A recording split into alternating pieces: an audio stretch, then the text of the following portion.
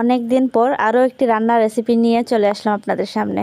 ডিম তো আমরা সবাই খাই, কিন্তু এভাবে কয়জন খাই? আসসালামু আলাইকুম।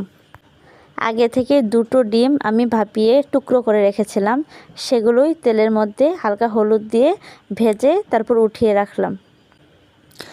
তারপর সেই গরম তেলে কয়েক টুকরো আলু ছেড়ে সেগুলো ভেজে নিলাম।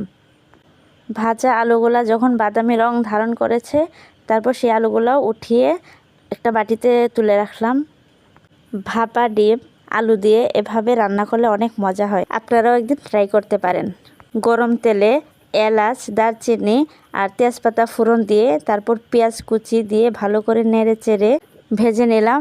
পরে পানি দিয়ে দিলাম যাতে মশলা দিলে পুড়ে না যায়। মরিচ গুঁড়া, লবণ, ধনিয়া আর হলুদ দিয়ে ভালো করে মশলাটা কষিয়ে নিলাম। তারপর ভেজে রাখা ডিম আলু দিয়ে নেড়ে চেড়ে পানি দিয়ে কষিয়ে নিলাম ভালো করে। যখন কষানোটা হয়ে এসছে, আলুগুলো মোটামুটি সিদ্ধ হওয়ার পর উপর থেকে জিরার গুঁড়ো ছড়িয়ে দিলাম। জিরার গুঁড়ো রান্না শেষে দিলে টেস্ট হয় অনেক। ধন্যবাদ।